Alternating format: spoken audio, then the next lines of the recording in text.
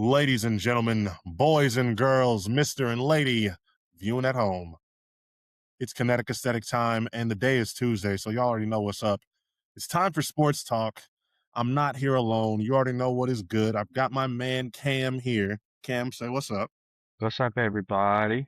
Y'all already know the deal, so we are going to have a little bit of a time right now to chat with y'all about all the happening in the sports world right now. We've got some basketball news. I'm going to be covering a little bit of World Cup news action for the first time. And I'm just ready to get into it. So I'm not going to do much else aside from tell y'all to like, follow, subscribe on whatever platform that you are watching us on. If it's on YouTube, make sure you also hype up the video, boost us in that algorithm, but just do something to spread the word of kinetic aesthetic. But with all that being said, let's go ahead and get into this. We're going to start with the NBA news. A lot of dominoes have fallen. We've had Jaylen Brown be traded to Philly. We've had pretty much every other big name star in the league at this point. Walker Kessler going to the Lakers, Right. looking like the 1952 Minnesota Lakers. If you know, you know. We've had it all happen except for LeBron and where he's going to go. Now, we've seen the Rich Paul stuff of him having the whiteboard of all these different teams, having basically everybody that was either a contender or is viable on that list. I mean, at this point, Cam, I'm gonna turn it over to you after I ask this. Aside from Philly, because they do have a roster already that I think is contender ready. Is there really anybody that LeBron, even though he's going to be good at his old age, that he's going to make a difference or he's really going to help put somebody over the top aside from New York or San Antonio? Because the way I'm looking at it, I've thought about it a lot. If he's trying to really just win a championship, at this point, you either have to be going to New York because I feel like, especially with Mitch Robinson being gone, they have a room for him now. Just like in They terms would have to probably give up Mikal Bridges if they're going to do so, though. And would that break up the team chemistry and actually make your team better if you were to do that? if you have to give up, okay, with that in mind, if you have to give up anybody else or to make it work for LeBron, then no. You would have to for cap space and just usage purposes. Like you would not be able to keep everybody. Take the Knicks off. Like they let Mitch go for salary purposes, and Mitchell Robinson's salary wasn't even that high. That's true. That's true. I guess maybe if he was, and I'm saying like I would think he would have to do the vet minimum potentially, something like that. I know he said he wouldn't, but I get it. But like, I mean, like if you really want to win a title at this point, if you really want to get ring number 5 to just sort of to make that happen, that's where you go. It's one of those 3 spots. Same thing with Philly. But I'm gonna turn it over to you. I would just say I'd like to point out LeBron said he wanted to be happy. Okay, I don't think being on the vet minimum in New York would make LeBron happy. I'm not LeBron James. I'm not LeBron James in mind. I don't know LeBron James personally. None of that. I'm just saying, you go from being like you go from being the best player in the NBA for 2 decades, arguably, right? There are debates, but let's be real here. There have been spots where people have been better, but for the overall these 2 decades, he's been in the top three, if not the best player in the NBA. And you plan to go to New York with James Dolan, who does not let Charles Oakley into Madison Square Garden for a game, who James Dolan said he will not go into the second apron. Knowing LeBron's contract, would you willingly go to the New York Knicks? Because I don't think that would make LeBron happy. Like playing in the Garden for him would probably be cool, but he's like, okay, I've done that enough over my 20 years. I probably have half a season's worth of games in the Garden. I don't know if I need to go there. And he's not going to San Antonio either, because like they would have to give up Dylan Harper or Vassell or Castle or some combination thereof. Well, like in order to make the salaries work, because you think like LeBron James is on. I don't think he's on a max salary. I think he has like a 180 with a at or no, he's a sort of extension is what he's looking for. Maybe a 120 deal going on. That sounds right. I may be very off. I remember just looking at this, and I know he had some type of extension he signed. I remember just looking He, at the picture yeah, of him with Palenka and everything. he's extension eligible. Uh, and all of that. So that also has to play into like whoever signs him has to be willing to sign him for 1 to 2 years post this year. Whether regardless of what LeBron plans on doing or not, or if he knows he's going to retire in the next year or two or not, right? So you have to have the cap space for that. You have to have a team construction that is conducive to LeBron James at 41 years old. That is different from a team conception around LeBron James at 22 years old or 31 years old, right? Certain things just need to be in place. For example, LeBron James needs a very good, if not elite, front court big man defender that he can funnel to. Because LeBron James is, at this age is a great team defender. He is not a lockdown individual defender as he had been in his previous years.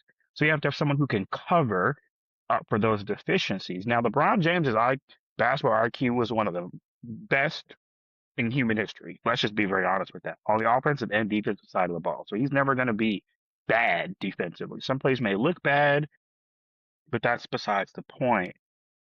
So New York is out. OKC is out.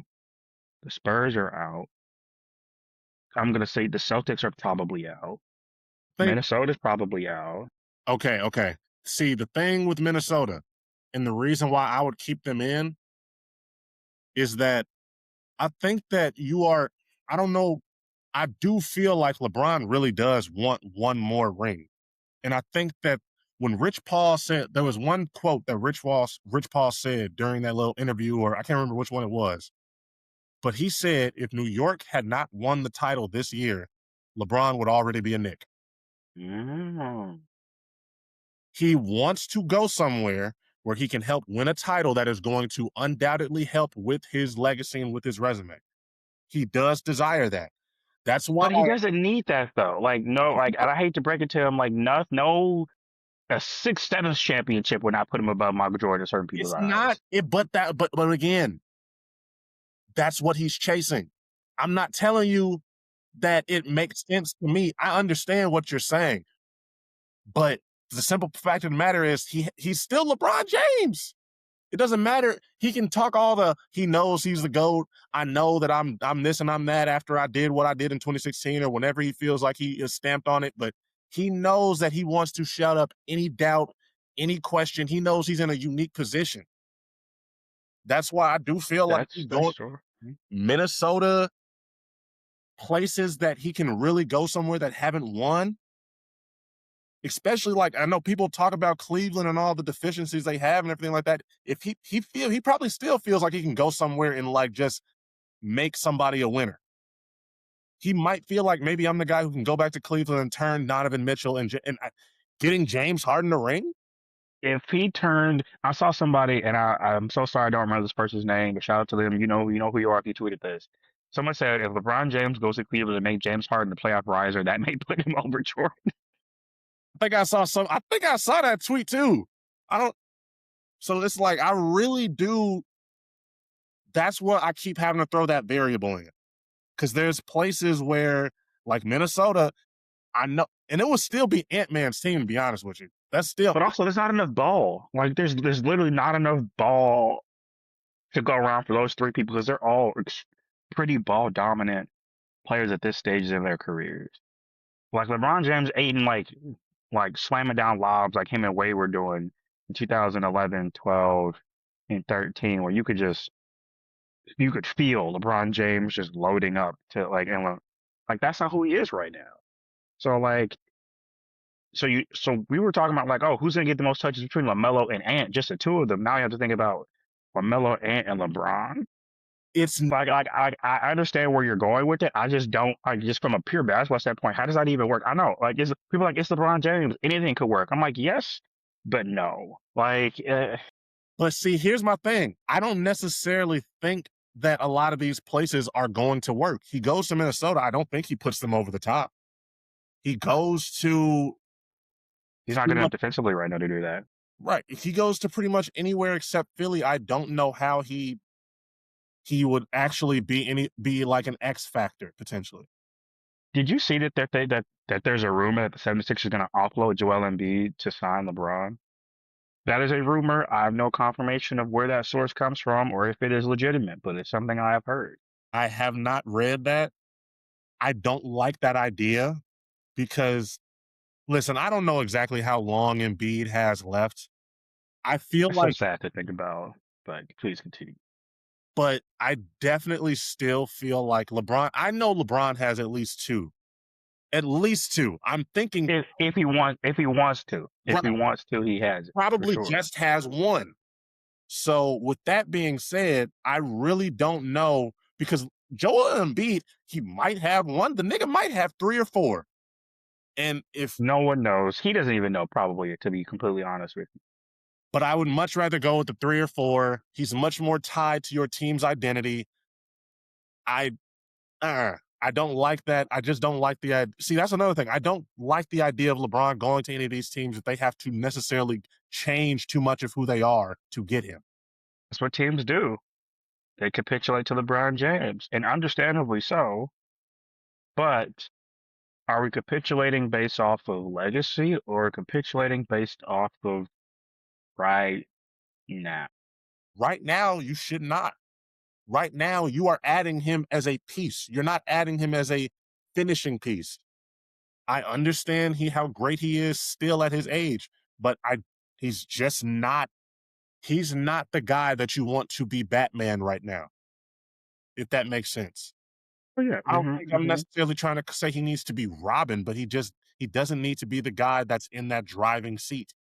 So I'm like I said, I'm intrigued on where he goes, but there's only one real spot where I feel like he can make an actual difference. Mm-hmm. And where do you think that is? Philly. If they don't give up Embiid, I think he could be of great help. I think they would be able to figure it out. I think Jaylen Brown is somebody who is selfless enough, and I think he's got that chip on his shoulder to right now to where he just wants to win. I like what they have in Maxey. Embiid could be injured for all we know, so he wouldn't necessarily even be a factor. And then I think they just have a solid team.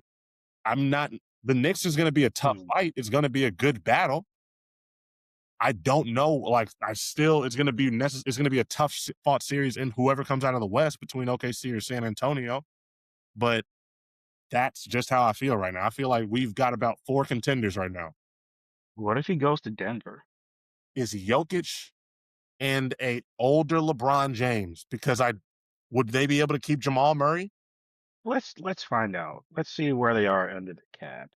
Because if they have to necessarily change that roster a bit much to get him, I don't like Jokic and LeBron as a duo having to overcome OKC and then San Antonio. That's why the West is where I'm trying to avoid having LeBron in. If I'm trying to That's fair. So they don't have a ton of cap space. They actually technically have a little bit of they're into the first apron, I think almost into the second apron, so they probably would have to give up somebody. But you could probably honestly you could probably trade Christian Brown and then no, Tim Hardaway already went to Miami. Okay, so you trade Christian Brown, you trade Cameron Johnson, and then you pick up DeMar DeRozan with a veteran minimum at LeBron James. Because the Christian Brown and Cameron Johnson would leave you 40 million, give you $40 million of cap space to get total. And then you pick up DeMar DeRozan as a backup guard, add in LeBron James to be your starting small forward, and you work from there. I mean, I'm not saying it would be ideal. It's definitely a win now move yeah. from the Nuggets, but all like something that Vinny Goodwill, shout out to Vinny, I don't know Vinny, but shout out to Vinny, said earlier, like today, he was like, every team that has a franchise player is on a clock. And Denver, yes, they won a championship, but you have a generational center in Nikola Jokic, who at any given day now, he might be one of those Iron Man type dudes who don't really give a fuck about basketball, like NBA basketball. He gives a fuck about Serbian basketball, as he should, and he gives a fuck about his horses and his family. Those are the three things Jokic cares about. This whole being an NBA player stuff is just kind of like a bonus, but he just happens to be elite at it. Right. So he could literally just decide one day, I'm done. And it would not retiring would not really he wouldn't need a retire, he wouldn't need a last dance sort of a year. He could just walk away and be content completely content, which is Yeah. dangerous because that means it's very hard to keep somebody like that if they're gone, they're gone. So you are on that clock. And Jamal Murray is getting further and further away from playoff riser, knocking out the Lakers, bubble Jamal Murray every single year. I love Jamal Murray, one of my favorite players in the league. He can still give you 50, as we have seen on some nights. But again, you're only going to get the overlapping prime of these two and of Aaron Gordon. Aaron Gordon has had a resurgence in Denver in a way that I think anybody anticipated outside of maybe him. So you are on a running clock. So if Denver were to make any moves, it would either be a rebuild or maybe a retool if it's the right retool, which is what I would consider with LeBron James, or you have to go all the way in. There's no real in between. Let me ask you this: if he goes to Denver, how do you like that squad in the West? Squad has probably the highest cumulative basketball IQ of almost any team in NBA history, which I think you can work with. I forgot who's their coach now. Oh, this is why we have Google, folks. Yep. David Adelman. So so I think that squad can get to the Western Conference Finals. Whether or not they beat OKC with that squad, I am not sure. Simply because OKC is very tall and long, and they're athletic also. So like they would have to the Denver would have to make their game plan slow the game down as much as possible, Yep. give them no turnovers, give them as few possessions as humanly possible, and we have to grind this thing out. We have to make the right basketball play 98% of the time, be able to make shots, make free throws, and we have to put Shea in an absolute torture chamber and then see what happens. I mean, that's what a lot of teams are doing, but I think that team has the ability to figure out how to do it. But I don't know if they have the legs and health to get all the way there. That's what I was thinking. I don't know if they have the stamina to keep up with OKC, especially. San Antonio would be a challenge. We haven't mentioned them, but I just don't see that team making too much of a dent in the hierarchy up there. Yeah, but also you got to, I mean, like, I say this to all the teams, you got to try something, right? Like 76 is like, hey, Jalen Brown, like, you can't just sit around and be like, well, those two teams are generational. We'll just be over here, right? You got to try something. But it comes And down to LeBron. Would LeBron be would he be willing to? So I mean, I think, like you said, he wants to get out of the West. I think he would want to. I think he sees his chance at getting back to the finals is significantly increased by getting out of the crucible that is the NBA Western Conference. that being said, one name that I also saw mentioned, he was waived today. I wanted to mention him because I think he's somebody who can make a very quality addition to anybody's bench. DeMar DeRozan. The Kings waived him, so now he is a free agent. Where do you see him going? I mean, couldn't almost every team in the league use a really good, athletic, veteran backup point guard? To be honest, like, I like wouldn't mind him coming what? back to Chicago. Shit. What if the Celtics signed him? You know what? That would be making a most of a bad situation.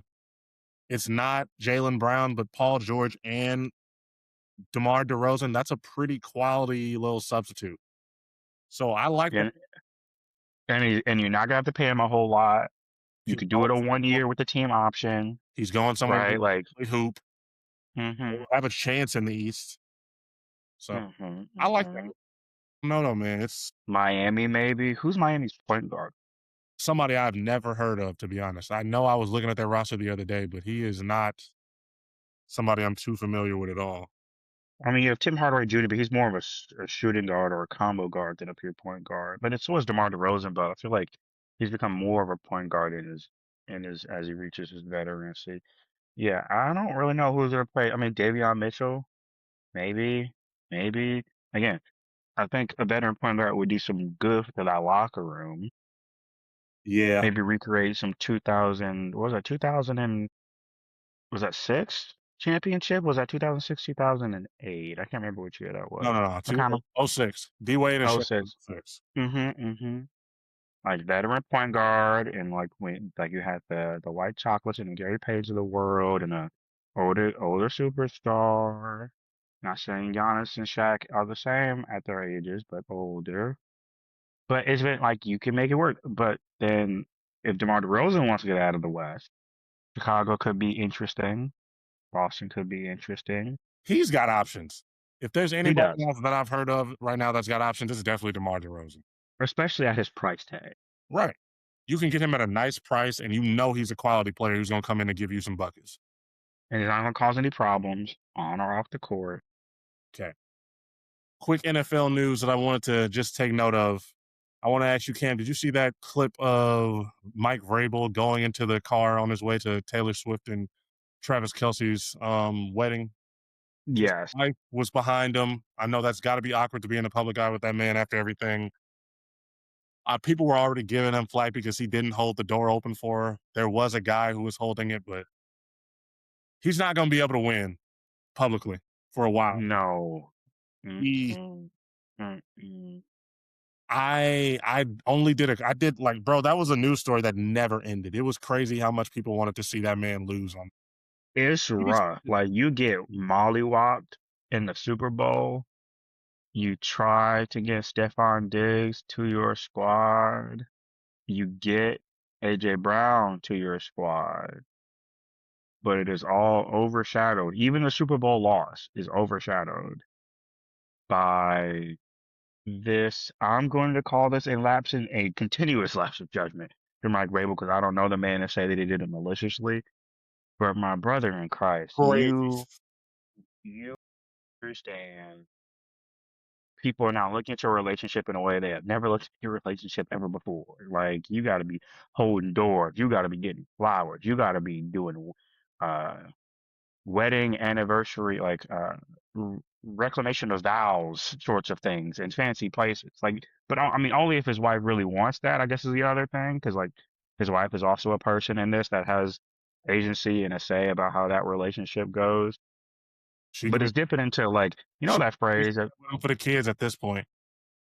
that may be the case, like because a divorce would definitely be more chaotic for the kids at this point than keeping it together, trying to hold it. And who knows? Who knows what their relationship dynamic is like? I'm not in that house, but it's getting to the point where a black woman will look at that and say, "Ooh, she's stronger than me," and we all know what that means. Yeah, that's a crazy story. That's definitely going to be one of the funnier things to watch because he's going to be getting shit all NFL season. Every time, Now, honestly, not even when they go to opposing team stadiums, they're gonna be giving him shit in Gillette. So mhm, I'm intrigued mhm. by that to see how that plays out for him this season. Hopefully, he's able to keep his cool, not end up giving people too much shit for it.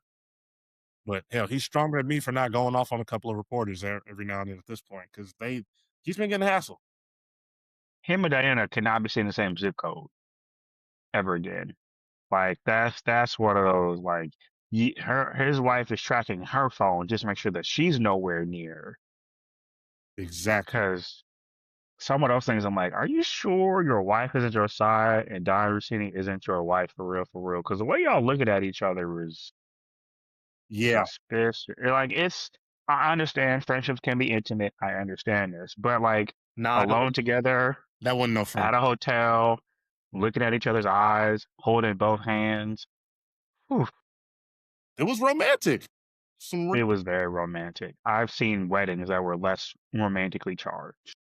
uh, but yeah, so Mike Vrabel, get it together, get everything in order, keep your cool because you about to be tested this upcoming season.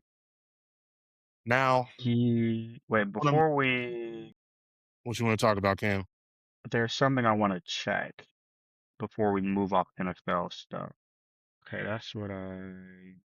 So there's been some rumors about Shador Sanders being potentially traded out of Cleveland, What? with the Cowboys potentially applying some pressure.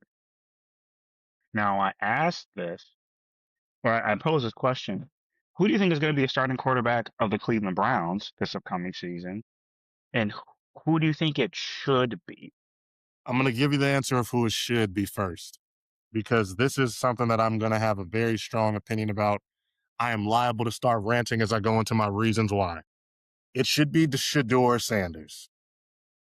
Shador Sanders has the momentum, despite all of the media frenzy surrounding him, despite all of the nonsense and hoopla and the culture war that goes on surrounding his name and his image and everything, he at least showed promise last year. He did not appear to be, I'm not trying to say I think he's gonna go out and have a great season, but damn it, he showed a little bit of promise and he's given me enough to where I think I would rather him over your only other realistic option, which is Deshaun fucking Watson. Deshaun Watson, the same man who had over 20 sexual assault allegations levied against him, the same man who has looked like shit ever since he signed that contract with you and ever since he lined up and started the games that he started. This is the same guy that I believe they want to start, who I believe they are leaning towards. And if the reports that you are telling me now are to believe, that they are literally just ready to just probably already just hand it over to. I I don't understand why it's so hard for them to just admit it and take the L. I don't understand why they are choosing this when you were given an out last year. You were given an out.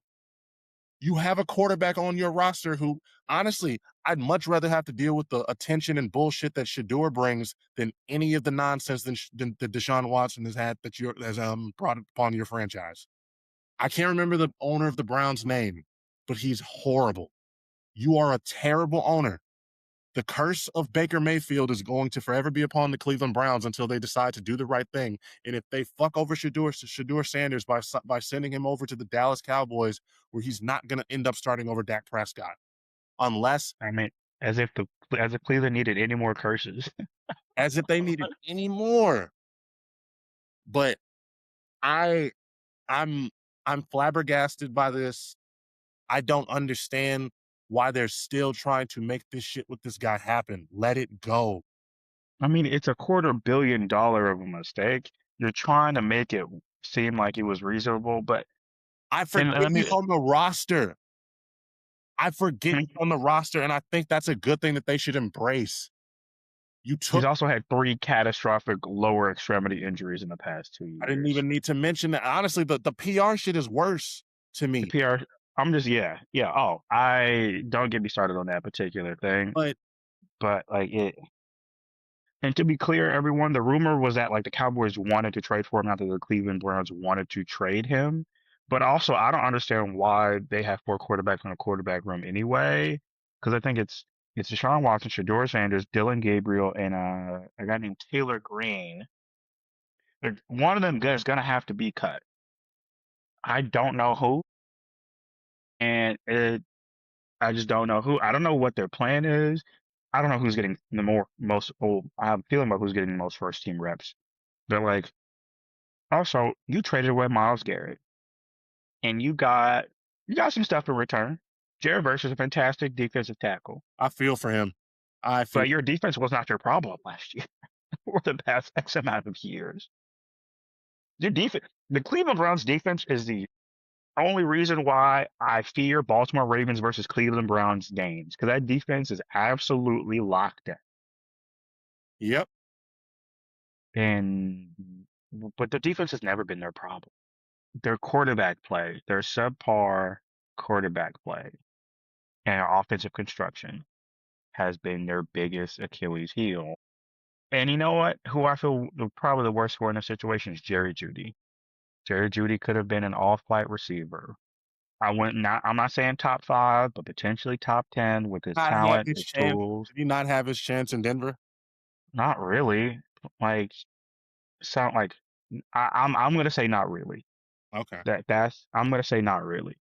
I feel like he had his couple years out there where if he was going to show some promise, he should have shown some promise.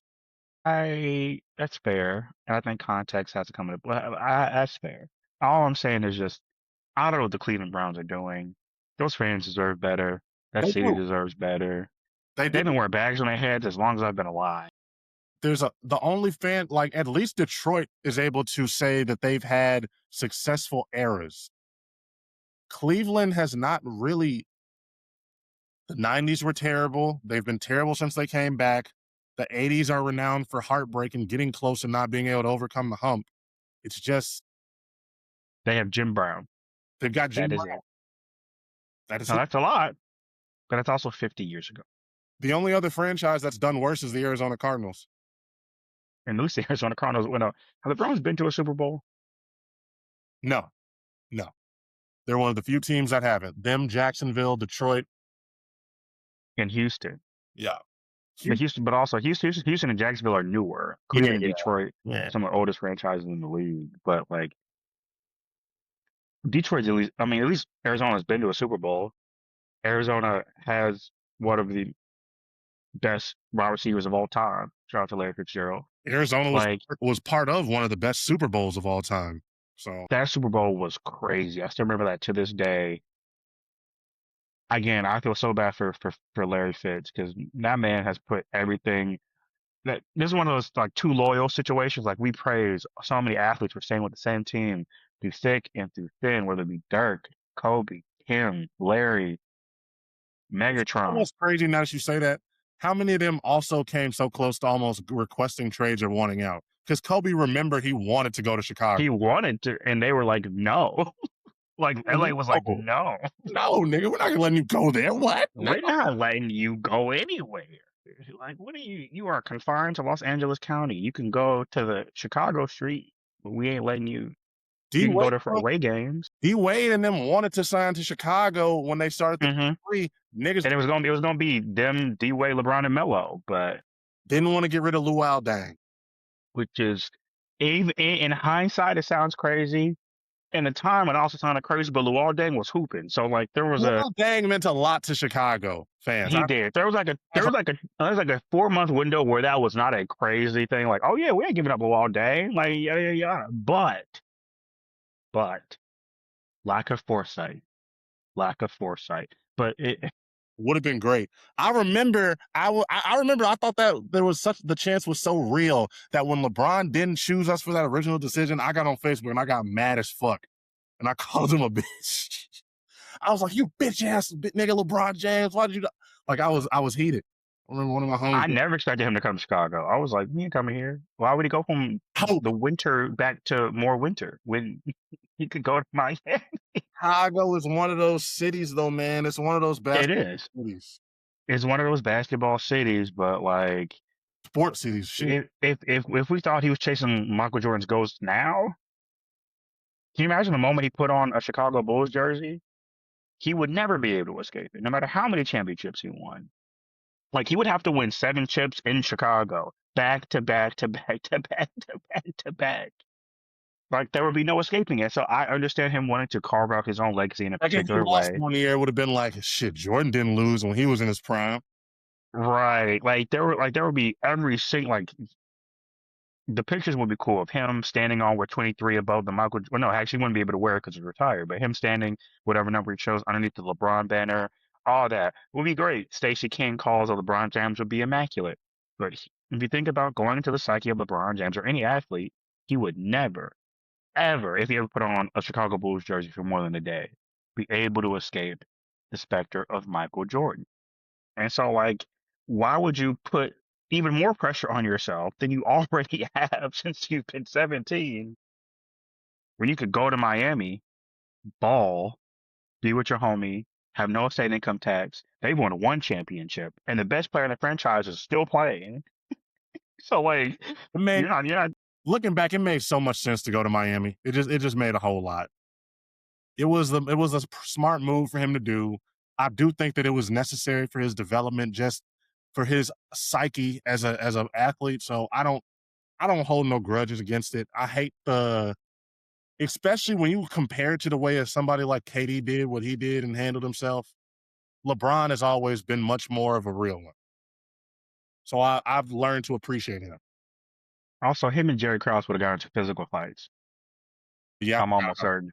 I forgot about that. Jerry Krause. Him and Jerry Krause would have got into physical fights. Pat Riley, at least you can like respect as both a person and a basketball mind, like from a variety of levels. Like you can't really say shit to Pat Riley because you're like, yeah, you're Pat Riley. That's right. Jerry Krause, though, you like, Shut your ass up. yeah, like yeah, we can fight. Like I'm not, like I'm not above that. Like we can fight. That's fine. and that's not a conducive relationship. I think that's one of the reasons why Chicago doesn't really have like a star player since D Rose. Like they see Jerry Krause is like, why would I go play for him here You just like made me, this? you just made me Like Tim, and now I hate. Now I feel pessimistic about the future again for as a Bulls fan. I mean, like we shouldn't be pessimistic. We just have to be better developing our own talent. You're not letting them go like that. That's where it ultimately lands on. True, but basketball talk. How do But we even get there? Oh, I know exactly how, but it's time we talk about the World Cup. We are literally recording this right after the U.S. has just lost in their match. Cam, I'm gonna pass it over to you. You pay more attention to the World Cup than me. Take it away, my man. Tell the audience about this World Cup stuff. people. So let me start off with the context. Usually, the World Cup is 32 teams. This year, they expanded it to 48 teams, with a number of teams making their country's World Cup debut. Now, before we got here, people had critiques about this, like it's going to dilute the tournament. We're going to see a lot of trash games with bad teams going up against superior sides that were just going to make this unwatchable. Now, spoiler alert, that's not at all what happened. Spoiler alert, we got some of the best games we've ever seen in our lives. Okay, and now we got some of the best storylines. We got some of the best vignettes of players and countries and people that we have ever seen in a World Cup ever. Okay, we're like I don't even know how to explain how magical, how beautiful, and how just really heartwarming this World Cup is. And let's start with just some of the standout here. Cabo Verde, right, which is a small West African island country of around 500,000 people only, right? This is their first World Cup ever, and they were in a group with Spain, who has won multiple World Cups, Uruguay, who won the very first World Cup, and Saudi Arabia. Cabo Verde didn't lose a single game in that group. Mm, They either drew, I think they drew all three matches. Spain 0-0, I think Uruguay 2-2, and I think Saudi Arabia 0-0. They get out of the group stage, and then they play Argentina, who has, in case you've landed on the rock for who knows how many years, has Lionel Messi, probably the best soccer player of all time. Now, everyone expects this to be a wash, like an absolute, like you ain't got to watch it.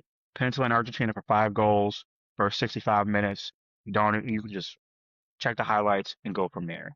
That's not at all what happened. Cabo Verde took Argentina to the brink.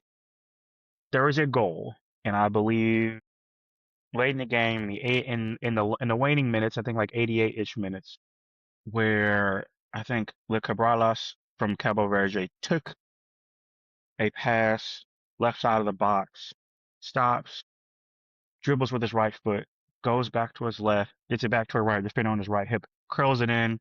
We're now 2-2 in the 87th minute, going into overtime. And the only way Argentina escaped going to penalties against this team, which Argentina is historically not good at, is an own goal off of a set piece, which prevented the Argentinian side from being potentially knocked out via penalties from the smallest country to ever compete in the World Cup. And that's just one storyline. The goalkeeper of Cabo Verde went from having 54,000 followers on Instagram to having 19.8 million followers on Instagram because of damn. his performance in the World Cup. It was at 11 before he left the stadium after the first game against Spain, where he had a clean sheet. Spain did not score.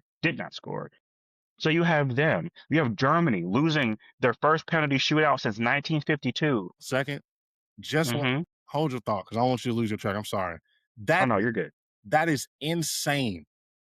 I always Mm-hmm. think about how big we think of sports like the NFL and like how big the Super Bowl is supposed to be. the World Cup has really blown it out of proportion in terms of how much bigger football, like real football, is compared to American football. So, You wanna know how many followers he has right now? 19 was too low. Guess how many? how many? 27.4 million. That is 13 times the size of his country, the population. That's So if you ever doubt, like soccer's not big in America, but you can rest assured it's big everywhere else. And now there are clamorings of him being signed by bigger clubs, whether it be Inter Miami, whether it be Manchester United, et cetera, et cetera. Because he's also been like a semi-pro footballer, which means he also did other jobs like bus driver, electrician, he's not plumber. gonna need to do any of that no more. And yet he came out to the World Cup, his country's first and potentially only World Cup, and balled out so hard he dectupled plus more his Instagram following. He played so well, he got diplomats to get his mom a visa to come to the US to watch him play. He single-handedly reshaped foreign policy for an individual person because of how well he did and how popular soccer is. I'm gonna let And you that's only one storyline. I'm sorry, go ahead. that no, I'm gonna let you continue. I just wanted to say one more time. That shit is crazy, y'all. You have Haiti being in, I think, their first World Cup since the 70s, right? Having to, I can't remember who they beat, but they scored a extra time goal to even qualify for the World Cup. And if you know anything about what Haiti is going through right now, earthquakes, crime, a blockade that's preventing a lot of uh, goods and resources getting to that island, and yet they're still able to put up in my opinion, a heart-filled World Cup performance.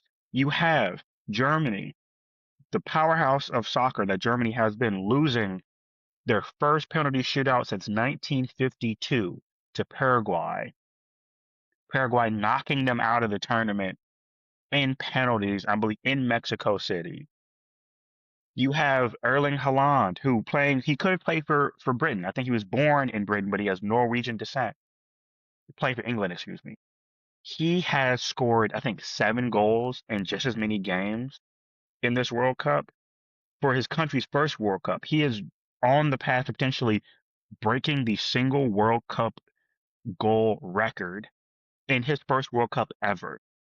Then you have Kylian Mbappe having broken the the World Cup goal record that was set by Lionel Messi.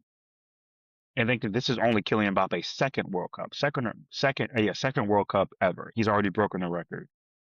Then you have teams like Democratic Republic of Congo putting up fantastic performances, Croatia and Luka Modric putting up fantastic performances. And this World Cup has been so historic. People have come out of retirement. You have Ochoa from Mexico almost coming out of retirement essentially to play goalkeeper for Mexico. Manuel Neuer coming out of retirement to play goalkeeper for Japan. You have just so many storylines from Brazil being knocked out by uh who they just played yesterday. No, I saw that one. Wasn't it England? Uh I don't know. It wasn't. why why Norway? Erling Haaland knocked them out of the tournament. I was actually You surprised by Brazil because, in my ignorance, I'd only like one thing I'd always known about Brazil is that they were really good, and I always bet on them when it came to soccer. I was picking them if it was. I mean, historically, for the past like 40 years, you would be right. There have been a lot of things that have made that a not as sure of a bet as you would think in recent times. But you had Mexico versus England in Estadio Azteca in Mexico City, with Mexico going on a fantastic run that ultimately ended, unfortunately, in defeat this past Sunday. You just have so many storylines and feelings and emotions. And something that I've been thinking about is there's a reason why Americans get so hyped about the Olympics, because it's one of the few times where we feel like our national pride is attached to a sport or sporting event in a way that we just don't have for soccer, at least for men's soccer. Women's soccer does have that. The U.S. women's national team are just juggernauts. Like there's like them, Spain, and everybody else. And but maybe the French women's national team now in the years. But it's those three teams, and truly everybody else is shooting for fourth or if not fifth. But there's something about watching people from all over the world gather together, whether it be Mexico City, Toronto, New York, Houston. And I was talking about this with somebody from Spain the other day, and they said, like, yeah, like your club, like people, it you can see it. They look happier playing for the country. They look more invigorated, look more impassioned because like your club is your job, right? That's how you pay the bills. That's how you make sure your lights stay on. You do that out of necessity, but you play for your club out of love and passion. And so like the soccer you see is just it's artistic, it's creative, it's forceful, it's full of vigor and life in a way that just regular MLS club soccer just is not. Like there have maybe only been two or three games throughout the entire tournament that I just thought were just duds. Personally, they probably weren't duds. Some people were splitting those teams, but there have only been a few games where I'm like, this is one of those times that you can't just look at the score at the end and be like, oh, okay, I know what happened. No, you have to watch the games, the chances, the tension, the expectation hanging in the air, the emotion. People are frequently crying on the pitch after a game because they're like, this is because remember, people, World Cups only happen every 4 years, and you have to qualify. That's the reason why countries like in Italy and China and India and other places aren't there because you have to qualify, right? Even with 48 teams, you still have to qualify. You may not make it to go back to the World Cup in 4 years. This may be your only shot. And that's if you're healthy. That's if you make the team. And that's if the team is good enough to qualify, right? Like, this is like March Madness every 4 years. Except this is like on a global scale. And it's on like people who don't know, who may not have known where Houston was on a map are watching these games at 4 a.m., 5 a.m., 2 a.m., right? People are emptying their savings to go watch some of these games because, again, if you're Cabo Verde, for example, how do you know if your country's ever going to get back to the World Cup again? Like that's like saying, oh, Butler in Indiana had a few good March Madness runs and that's it. You may never get back. This is not one of those situations where like, oh yeah, with the expanded format, we'll make it. Was this any other? No, like nothing is promised in this, which is why a few years ago when Argentina won their most recent World Cup, people were like, the only thing that's missing on Messi's trophy case is an international trophy, and that's the thing that means the most to him. He can win all the Ballon d'Ors, all the Golden Boots, all these accolades that are personal and club, all these champions, like, but it doesn't matter really, truly, unless you win a World Cup. That has been the piece de resistance of every single, or not every single, but all the players that we see as goats of soccer, whether you Pele, whether you oh my God, why is my brain? Oh, I this You're saying all, Maradona, but you're saying all. right? Like I all mean, the greats, Pele, Maradona, all the people, or so many of the people that we see as like in that upper echelon, what we describe as like the back room of the Hall of Fame, like in football sense, right? That Jordan, Kobe, Bron tier of players have won on the international level, and that is the line of demarcation between you being an elite player and you being a once in a lifetime sort of a player. And that's why people look at Neymar with a certain amount of disappointment. He had the talent, he had the potential, he had the resources, and he just hasn't been able to get his team over that hump. Not saying it's easy, because you have juggernauts like Argentina and France, but that also to say from the same token, you have Kylian Mbappe, Dembele, Olise, Cherki, and the France squad, which looks like OKC in 2024 right now. In 2025, like they look like absolute monster. every time I've had a conversation and I've asked like who the real favorite is, they're the clear pick. It's France. They just look like better than everybody, and apparently they're just that damn good. So the starting 11 is here. Their second 11 set of players could probably also beat half the teams that qualify for the knockout stage. That's how deep their team is.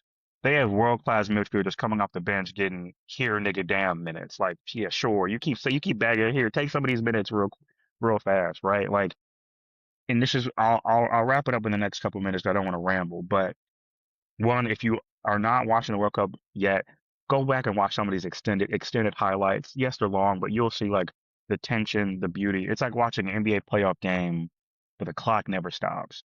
It's the creativity, the tension, the artistry, the real athleticism. In some cases, you can even see jump off the screen in a second. If Kylian Mbappe wins his second World Cup, I think how old is Kylian Mbappe? I think he's like 23. Damn. He's 27. No, he's 27. He's 27. He's 27. I mean, not sure. But if he wins his second World Cup before 30, we will need to start having some very interesting conversations about where he ranks amongst all timers at 27 with 2 World Cup victories as the best player on those teams. And hold on, I want to check something. I mean, the main thing that we haven't really seen from him was just an unfortunate lack of club success with PSG and then now Real Madrid, in a certain sense. But like, if he gets the second World Cup before the age of 30, um, It's hard to compete with that. it we're gonna have to start saying like, is he really who we thought some of these other players were in terms of his value both to his country, to his club, his quality? Like they're just recent conversations will need to be had that probably still need to be had regardless, but will definitely need to be had if he leads France to a second World Cup. Now you may say, oh, he has a super team, this, that, and the other. Like, yeah, that's true. He does have a super team, but you still gotta put the ball in the back of the net. Like, at a certain point, like we've seen people get knocked out before who thought were super teams. Shoot, Portugal almost got knocked out the other day by Congo. Portugal did get knocked out today by Spain, right? Argentina almost got knocked out by Cabo Verde, right? Like there's people say like yes, there's something to be said about Germany got knocked out in the groups, like in the knockout stage by Paraguay. Like there's something to be said about having a super team. Fair. But again, this is one of those situations where you got to watch these games, folks. Some of these games aren't as clear, cut, and dry as you think they are, in such a way that anybody can get got, because all it takes is one lucky goal. One person is right where they need to be. It's it's weird because the stakes are is it like it's played as if it's basketball on grass in terms of the speed, the athleticism, the nuances, but their chances are more like baseball, Mm. right? Like you may get 1 or 2 good pitches to hit in your 3, maybe 4 at bats, and you have to absolutely obliterate them and take advantage of them, or you will not win. And that's something I've seen from country after country after country after country. They are not. It's really a killer instinct.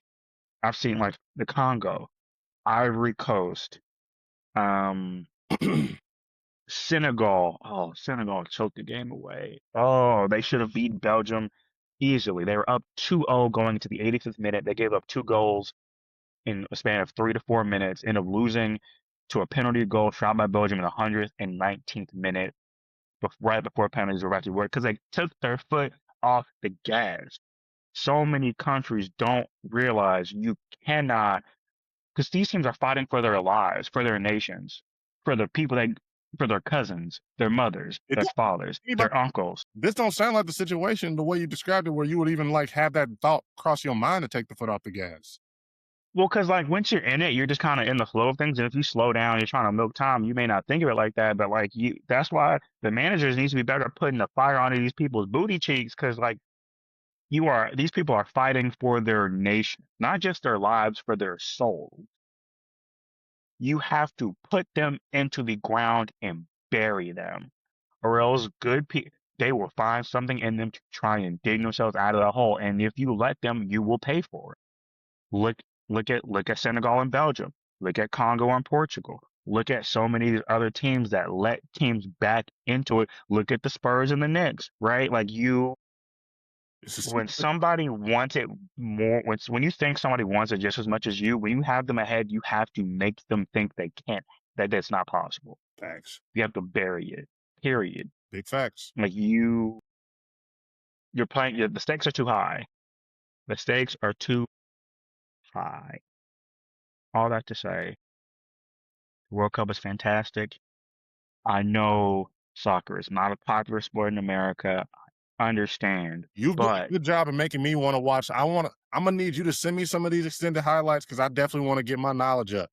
You've got me I to watch it. I will. And the reason why I say watch the games, people, is like there are certain moments that even if you aren't a soccer fan, you'll know, oh, that was different. That was unique.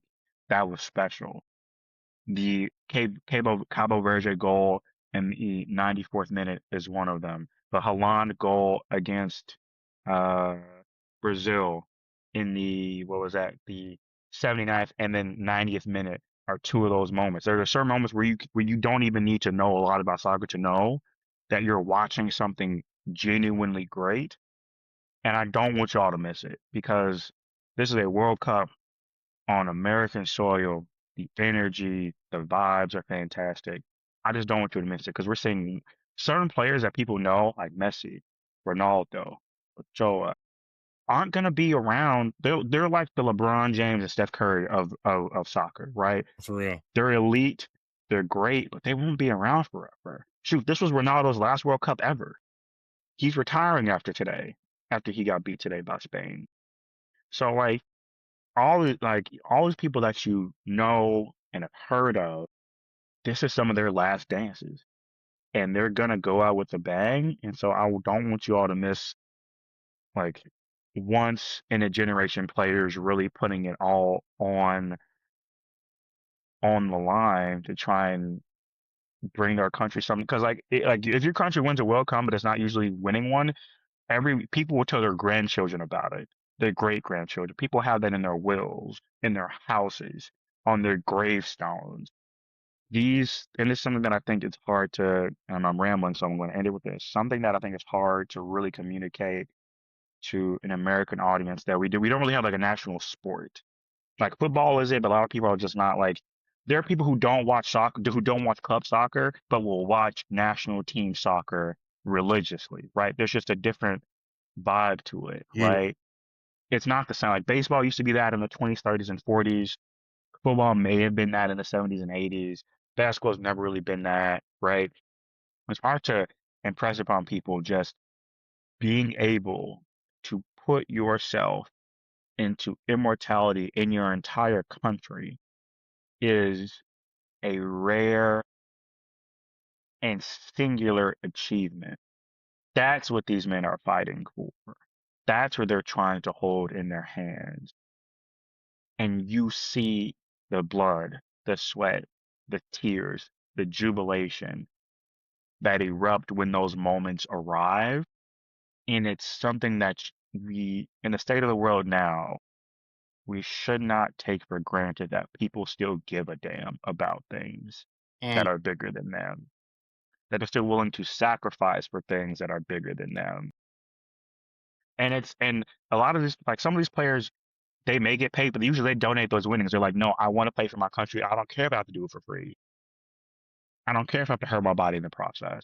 I don't care if I have to play injured if I can, right? You see it, these players give a damn. And that's want it. one of the things I don't want you all to miss. It's been a joy. It's been absolutely fantastic. And sorry that I rambled, but this World Cup has just been spectacular. I have Do not nothing else. Like it's don't apologize, Kim, because you just got me hyped up. I wanna go turn on some fucking World Cup right now. Like, so no, you did your thing right there. I'm hyped. Now, the last thing I'll send you some of it. before we finish up with the soccer topic, who do you think is gonna win, and who is a dark horse that people should pay attention to out of the teams that are left? Uh, this is one of those like I hate to say it, but France are definitely the favorites. Dark horse, Norway. Norway with Erling Haaland and that team. He looks like Super Boo if you know what Dragon Ball Z is. I know who that guy is then, because I've seen Yeah, all the memes about him. yeah, but he's like a white Cam Chancellor in bodybuilding height and athleticism. But that man knows how to score. So I think France is probably the favorite, especially in the field that's left. I mean, Morocco could give them a run for their money. and then you have the random Switzerland, Colombia, Argentina, Egypt combination is going to be there later. But I think France is the favorite, Norway being the dark horse, and I think if if Norway beats if Argentina wins whatever match that they end up in, and they end up in the quarterfinal, and if Norway also gets there, and if Norway beats Argentina, I think Norway has a good chance of winning the whole thing. But that's if they get there. All right. Well, we are pretty much at everything that we had to talk about today, Cam. So, with all that said, is there anything else you want to say to the people? And make sure to enjoy this weather, Yes, drink water, and really remember to love the people around you. that's beautiful. And that's some real shit right there. Um, I could just piggyback what he just said, y'all. Make sure that you love the people around you. Enjoy this weather. It is nice as hell outside. I keep looking outside my window and I just see nothing but sunshine and brightness. And it's like about to be 8:30 and the sun is still shining. So It's out. Like the sky's still very blue. It's ridiculous. it's the days like this that I always be just thinking about in the middle of winters and Decembers and shit when it's just dark as hell, extra early, and you in the house all it's cold. So enjoy this weather, y'all. Enjoy the good times. Life is crazy right now, as we have discussed, as y'all have heard on some of these other episodes I'm releasing everything. But you have to find that time to care about things that are bigger than yourself, enjoy things in this world, in this life. And that's one thing that I have enjoyed about the World Cup because it's like you said, bro, people have been caring about this. People have been getting emotional. I've been seeing motherfuckers coming to my job and everything from all over the world. People who ain't never bowled before, but they just there because they want to see some World Cup and they want to do something while they're doing it. And that's been fun and that's been cool to see. So I just want to I hope that that energy continues. I hope that people continue to have a good time with it. It's been good vibes. I don't know. The World Cup has never felt this big and this like just The well. vibes are immaculate. I'm loving it. I don't know what it is about this one. Maybe it's because this is the first time it's been in America and as long as I can remember.